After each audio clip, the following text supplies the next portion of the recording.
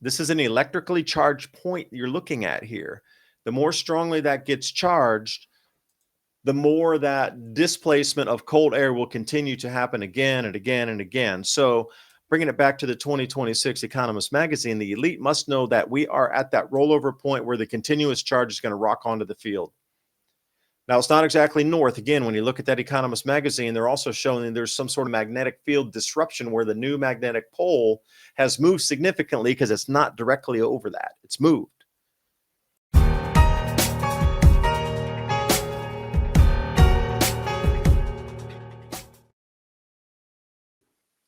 Thanks for joining us tonight. Ladies and gentlemen, welcome. Another day of celebrating breath on this beautiful blue planet. Thank you so much for joining us for this first hour here of the Civilization Cycle podcast. We're broadcasting every Thursday night, 10 p.m. to midnight. We were talking a minute ago about the corn, avocados, papayas, things like that. But that's not the only things that are probably going to be, lacking or at least really expensive as we go into the winter here. Here's one from Mexico specifically that I forgot to bring up would be the sugar. Everybody up here loves sugar. I mean, we're like a sugar economy. Everything's got sugar on it. So I don't know how that's going to work out when everything that has sugar or GMO corn in it, which they make the fructose from, is going to skyrocket in price. And then also this article talking about possibly beef prices soaring 60%. What do you think about that? Yeah, I think that's right in line with what's coming. The broadcasting is everywhere that the food's going to get more expensive this next coming year, and it's going to require another level of hoops and hurdles to access. Like if you can't see that coming, it's buried within the messaging. If you're understanding that message, then I'm seeing the same thing. It's just going to keep going up and up.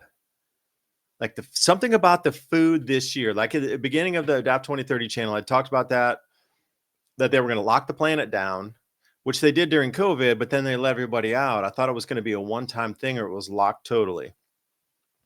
In October in 2024, the way the four gas giants squared was very clean. That is the beginning of the cycle. I don't know what the end of the cycle is, but that marked something very significant in time because that squaring of the gas giants hadn't occurred in almost 2,000 years of that precise. So I thought it as a mark in itself. Beginning of the cycle, I'd run through and try to find the completion of it around like 2032 or something, 2033, even though it's like 2035. I could never find the end of it. So that in itself, and now we're back into this amplification. So coming back the second hour, we are making some syrup out front. So I'm just trying to bounce back between the temperature check on the syrup. Okay, so Ransom, if you allow me to pull this over to the side and like wide this out a little bit here. This is going to be the winter forecast for North America. So let me dive in here. What you're looking at, that's the jet stream, that purple blue that you're looking at, that's the jet stream. What is above there is a hot pocket tucked in there, which you also see during modern minimum reconstruction maps. So that flow that you're seeing right there was pretty much going to stay the entire winter. So as you see, that cool is moving from north to south, and that undulating wave. We're in a La Nina, so the Pacific water temperatures are cooler than normal, and they're expected to bounce somewhere near neutral next few months. So this is one of my favorite sites. If you ever want to do weather research here, check this out. Severe Weather EU, shout out. Thank you for putting so much information out that we can like relate amongst ourselves and try to get a gauge of how the winter is going to be, because this is super important. A, heating bills, but B, electricity is getting so expensive because the AI data centers. Food's going to get again more expensive, and they're broadcasting it in the Economist magazine that it seems like a super freeze event is going to take hold of the northern hemisphere this winter season. At least that's what the year ahead shows for me. The copper supply chain is fracturing your power grid, your communications, your entire electrical infrastructure depends on it. While the mainstream media is asleep, the U.S. government is making emergency moves to secure domestic supplies, and if you understand what that means, you already know where it's going. The U.S. government just issued a direct order, immediate measures to increase American mineral production. They specifically named the Palmer Project in Alaska as a priority. It isn't wishful thinking, it's a White House directive. Palmer has 3.5 billion in copper, zinc, and critical minerals already in the ground, road access to port, and a defined resource ready to move. The government's signaling this project gets fast-tracked. Vizsla Copper just acquired Palmer, same team that built Vizsla Silver into a billion-dollar company. They're not guessing, they're executing. They control over 1.7 billion pounds of copper at their 2 flagship properties, and now they're positioned directly inside America's critical minerals strategy. When the government names your project as a solution, that's not luck, that's positioning. Here's what matters. Owning physical government-backed domestic mineral supply is one of the most direct ways to prepare for what's coming. When supply chains tighten, and they will, the asset sitting in the ground with government backing is what holds value. Other Alaskan projects with a level of support moved over 200%. Vizsla Copper trades under the ticker VCUFF in the US and VCU.V in Canada. It's now the focal point of America's copper solution. Positioned accordingly, do your own research, but don't sleep on the signal. Thanks to Vizsla Copper Corp for sponsoring today's video. You can get their latest presentation here on their website, VizslaInvestorDeck.com/ADAPT2030. Vizsla Copper Corp. Check out the possibilities. That's Vizsla-Investor-Deck.com/ADAPT2030. Click on that link in the description box below.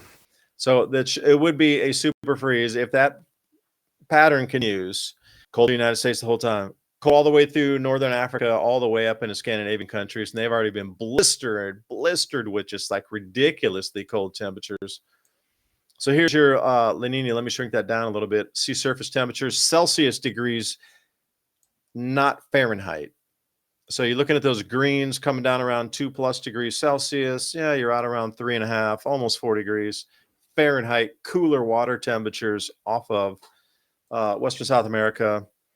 That Nina index. So we're in a cool phase. It's supposed to be coming, at peak somewhere, at the end of our winter. So this is going to hold the whole winter. Whatever's happening now is hold the entire winter. So here's your forecast. Also, what they're looking for on the map, this is degrees Kelvin. And the anomalies, obviously, yellows are warmer, blues are cooler, and purples are the coldest. What I don't like is we have supposedly the highest tech measurements ever on the planet for everything, but you peg the chart at 2 degrees. Yeah, right. Like you couldn't give us that. Okay, we've come into some of these darker, cooler areas, like in Norway up there. What's that? Finland, and then over into Western British Columbia, north of that, up in Canada. We get into that super dark color. Like, really, you can't give us like a 3-degree marker or a 5-degree mark, so we really know the true temperatures. Come on. We got the snowfall. Now this is just an average, and you can see the average here. It was 1959 to 2024. So they're crunching all the data from that period of time. And this is on the average how much snowfall each area gets. And what we're looking for here is going to be, well, West Coast, it looks like it's going to get a tremendously gigundous amount of snow, if that's such a word, along that coastal area. But notice again, Alaska is very much less snow. That's probably warmer, but that matches up with the modern minimum. Alaska and Greenland, southern tip of Greenland, right there in Alaska at the southern coast as well. Modern minimum temperature reconstruction map shows you the exact same warming areas. So that'll match up with the snow. And here's your polar vortex collapse. Now, that flow that they're showing us has shifted dramatically to the west. So now the cold is pulling down further into America, but that flow is way out west. Remember those maps I showed you there? Now, this is the displacement. Once something gets and forms a high pressure pattern, it's really strong. It punches down and it knocks that cold air off. It repels everything else. It's an electric charge coming out of the atmosphere. Don't think about these as like cold air. Think about those as electrical touch points. Like that circulating vortex, that's an electrical field generated from space, from our sun, touching our planet. So the stronger these events are, which is like crazy magnetic field declines we see in this, everything solar that you can imagine, just completely off the hook the last 2 weeks with the X5 that smashed the planet. We saw aurora all the way down into Florida. like the magnetic field is overcharged right now, but think about that swirling is where something comes down and displaces, then all that cold air gets knocked out of place. And it's going to go south. And it already has. They're looking for record cold temperatures in northern Africa as we speak. So that pink, what you see in the very center there, that is a displacement that has happened. This is a sudden stratospheric warming event, is where that high pressure, where you get a lot of heat. And that's what you're going to be focused on, is this center point here. That is high pressure. For me, that's not high pressure as you think, oh, it's a warm front. That is an electrical connection from space that is displaced through a frequency enough charge to repel the rest of something away from it, the clouds, the systems themselves.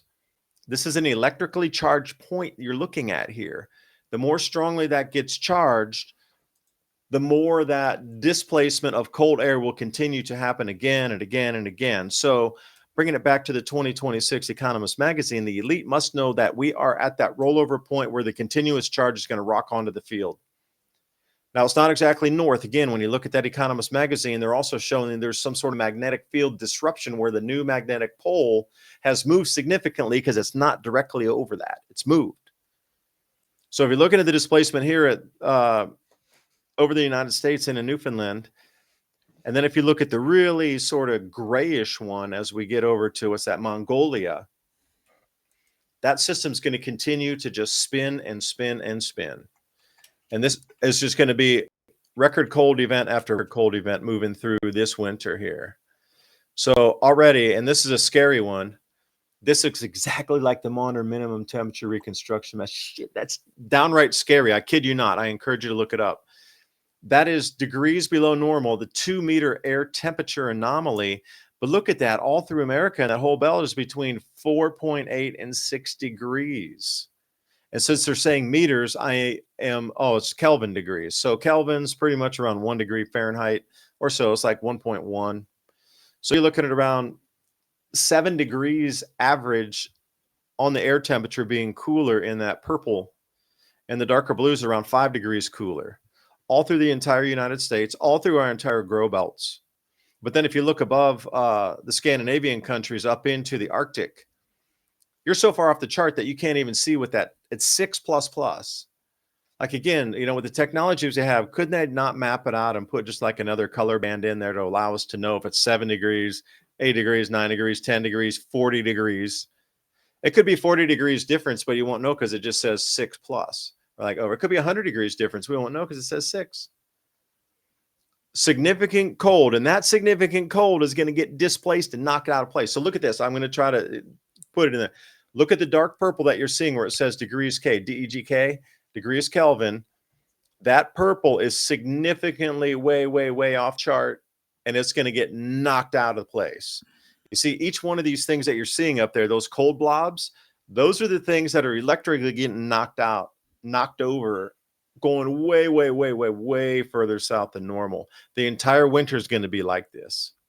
Again, I don't know if a new electrical connection has been established from the sun in our North Pole region that's changed the North Pole magnetically to a different spot that's now stabilizing as the new magnetic north with an electrical throughput charge to anchor that. If the elite know this, there's not going to be cold up there anymore. As we know it, it's going to continually get cold and get displaced. It's not going to stay like the Arctic locked in where it's cold, cold, cold all the time. This is a display that's going to hit. Okay, that cold's going somewhere else. It's going to be way warmer than normal. Good for the global warming people. But the cold, boom, it's going to get knocked off again and knocked off again and knocked off again. That's why this Economist magazine cover looks so strange and scary. Oh, the one you sent me? Yeah, I can open that up. Yeah, I sent it over on Telegram. Please join us on Telegram, by the way. Civilization Cycle Podcast Telegram channel. We put up news that we surf through the week that we're going to talk about in our stories here. So if you notice where it says 250, yeah, it could be the 250th anniversary of the United States, or it could be showing you the new North Pole. The new displacement that is exactly the same as we're seeing on those maps that we're referencing that are knocking record cold off again and again and again is exactly where that 250 is. Now, are they showing you that this is a new magnetic field and a new stabilized North Pole position. Maybe we won't have the full-on flip for a few years, but magnetic field is declining. Perhaps it's running that way. They're showing you something about the magnetic north that's there. It should be down where the crosses are, really, if it was going to be in the center. Like if it was going to be north, quote unquote, it would be where Trump and the crosses are. But it's not. It's way over toward Asia, which is Kamchatka Peninsula.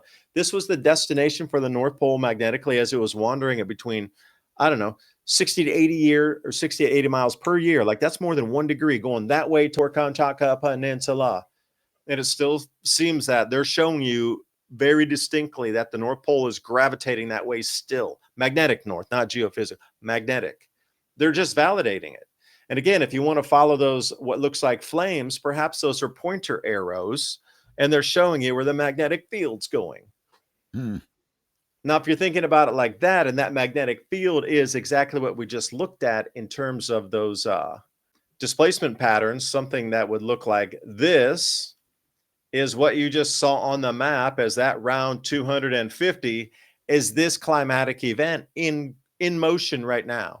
So don't think about the 250 with the birthday cake with the west pointers. Think about it as being an electrical punch through spot on the North Pole that's going to cause record cold and record crop losses spinning around all through 2026. Thank you very much for listening. I wish you could get some of those maps that would depict what it was like in 1941. There you go. That map right there. Can you go back to that? I'm sorry. Yeah, thank you. Yeah, I had this up here. Black for you. And you got this black line all around here. If you look down, the black line is the edge of the periphery of the cold zone. So if you walk through me with the mind experiment, where you see that boat that is cut through, that boat, that's Greenland. They're Vikings. That's a Viking ship. So that demarks Greenland. So the edge of the cold is going to be Greenland there.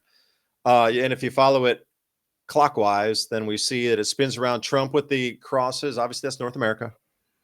And I see ice cubes down there melting, but I'm like, if it got really that cold down past so you got to think about that black line there all the way around the perimeter. That's equatorial band.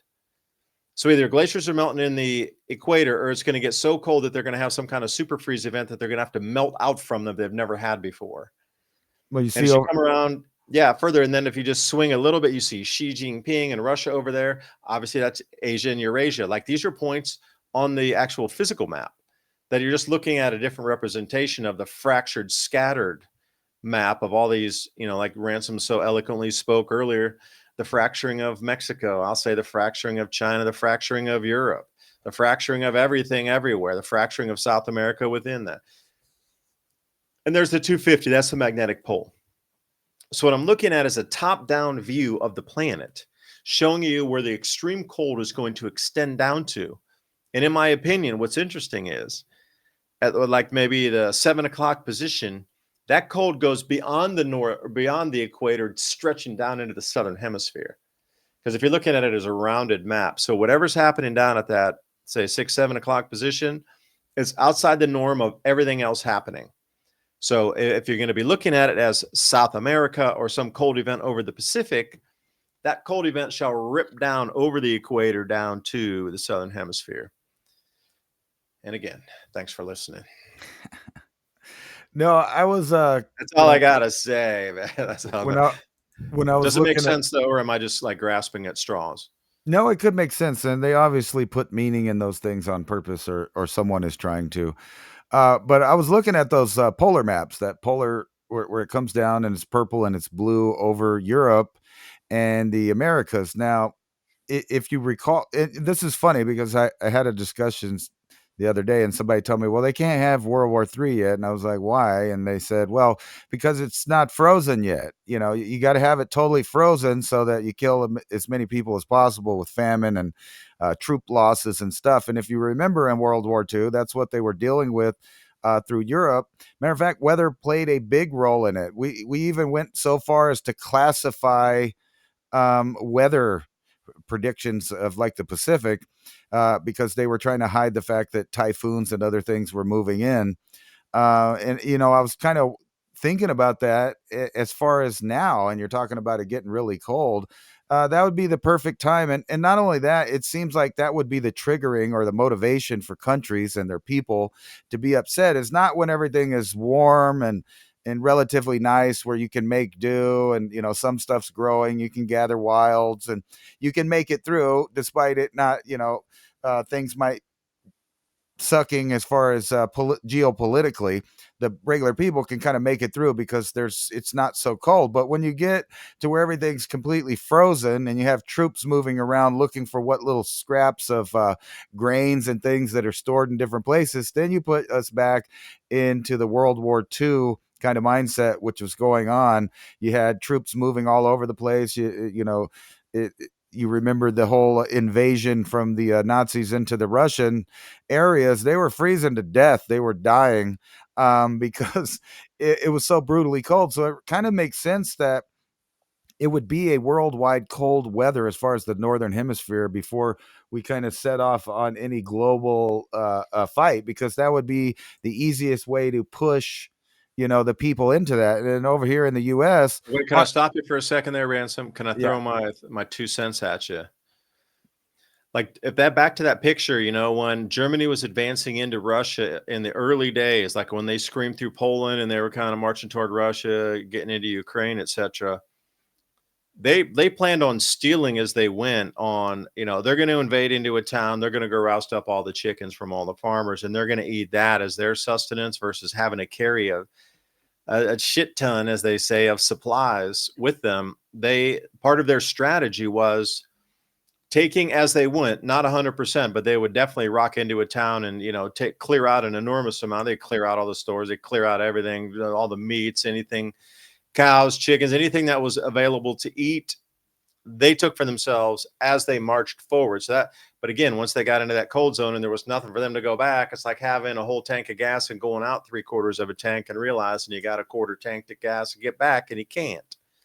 It was the same thing, and they got bogged down. It got super cold, no food. Well, thanks for destroying everything on your way in, dudes. You ate all the food and killed all the animals coming in. What do you expect going out? You think they're still going to be like, we're just going to raise new cows just for you guys to come back in and get again? Like, once you destroy a food producing area, it takes a while for it to come back online. It's not like, German army runs through. They're not seen again. There's a few dudes hanging in the back. Okay, let's just start raising cattle again. You stole our last 50 cattle and paid us nothing. Fool me once, you know what I mean? Those animal husbandry areas and those grain growing and the crop growing areas, they just stopped. They just stopped. The same thing with Ukraine. That used to be a major grain exporter. 30 million tons a year used to come out of Ukraine. Right now it's down to about 5 million. So all those African nations that relied on that second-class grain to go down to Africa, like it wasn't the best grain that could be sold compared to on the American market and the American pricing through like Chicago or something. I digress. No, that thing was wild. I mean, if you really think about it, the whole what was it, Operation Barbarossa, and Mm. and that kind of made the Battle of the Bulge pretty bloody there. I mean, they had snow, ice, malfunctioning of equipment. You had frostbite exposure. You had limited ground and air mobility, so they couldn't even move around once they got there. And you got to wonder, why did they go in ill prepared for a harsh Russian winter? I mean, they had to have known. Like I said, Napoleon, gee, one of the battle historians. Gee, nobody read that book. Like what? Nobody I read know, the right? account from Napoleon. Jeez, come on.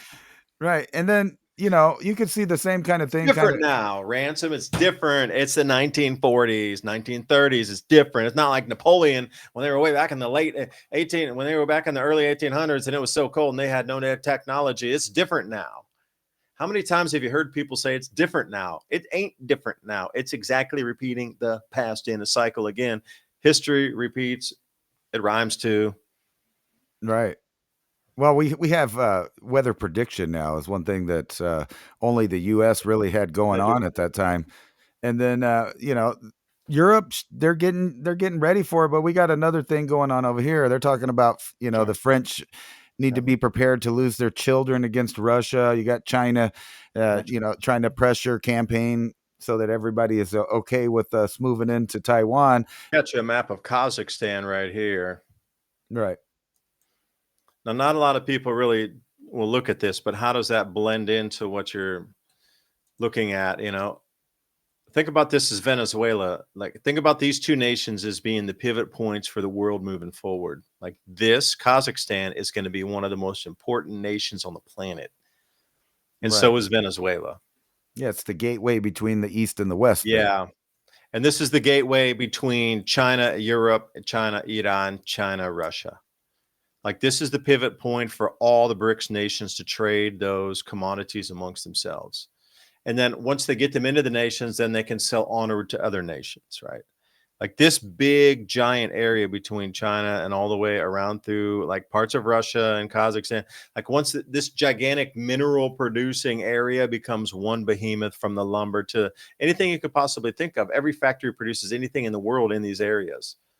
They're going to dominate the planet just out of sheer being able to pick something that needs to be manufactured and send it there directly by rail within their own trading blocks and that own, area of the planet that's connected completely by roads, rails, airports. And they just ship things from one place to the next to have it manufactured. And then whoever's unfortunate enough to get the back end of that selling, things from China are cheap right now. After this thing really goes live, it's not going to be anymore. They can dictate any prices they want to at that point. They'll have the energy, all the resources, the gold, an enormous amount of wealth will have been transferred, and that will dictate, because we don't have any manufacturing, so the manufacturing will still reside in these same areas here. We'll have no control over the pricing of what they say. Prices rise, prices fall. They just won't. Like, oh, we can make a better deal. No, we can't. In the future, they have weaponized manufacturing. You've already seen it to a point. But I read a couple of reports and papers on how they're actually going to weaponize this, why completely pulling back and withdrawing like they did. That was the greatest example, was the strategic minerals that got pulled away from the U.S. buyers over here. No more critical minerals coming out of China. And that was like a major thing that supported so many industries here in America. And they just cut it off. Just cut it off. That 1, 2, 3 of those few little items that couldn't get exported sent the world into a tizzy. Trillions wiped out from the stock markets just because they said. And then all the whatever gaslighting and clown posing that these politicians masquerading as leaders in the country, scrambling them over themselves to get like a 1 UN bill on oh, now we want to bargain. Oh, we're going to bargain with China. There's no more we want to bargain with China. Most of the manufacturing is done there. Like, as soon as they decide to weaponize, once the weaponization of minerals and actual finished end product at a 10 times price point that you're paying now to bankrupt you and continue to finance these nations. I mean, this is the ultimate end game. This is how the wealth will be partially extracted from you listening out there. Everything you buy is going to get more expensive. I was looking how to get this stuff off my house. I caulked around our new siding that I put up in the front of the garage, and put too much on, trying to figure out how to get this off. Now, what if this thing only costs $4? What if it costs $50 in the future? WD-40.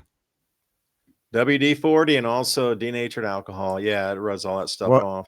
I used to do siding for a living there, and at the finishing end of it, you have to go caulk all the cracks and everything, make sure it's sealed up.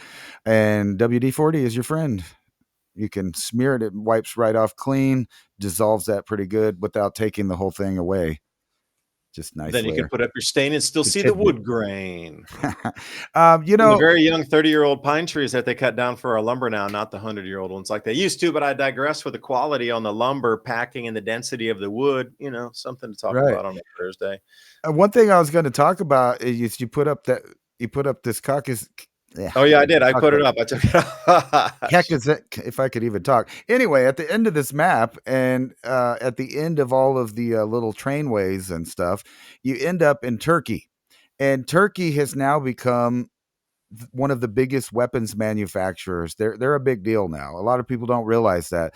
So they've been taking intellectual property from both sides of the fence because although they're a NATO country, they're also really good friends with Russia. So they've been doing, kind of both sides of the fence there. But Europe has now decided that they're investing into Turkey to take care of their Russia problem, which, obviously on its face doesn't make sense when they're a major partner with Russia as well. But anyway, they are becoming quickly one of the leading manufacturers of drones and military parts.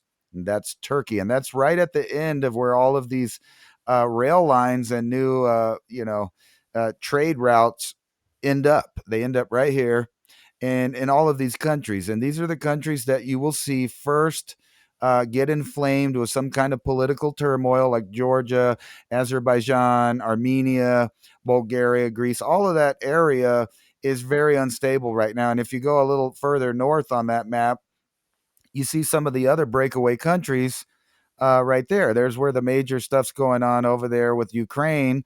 And then when you realize that this is the only port in which Russia has right there, you'll understand why it's so important on the other sea, on the other end, to make sure that their boats get to cross this little waterway right here. But if they're going to become better friends with Greece, excuse me, Turkey, then it seems like they are, because Turkey is a NATO country. However, they're also the guy Aragon's always talking about the new Islamic State and the new basically a new Ottoman Empire.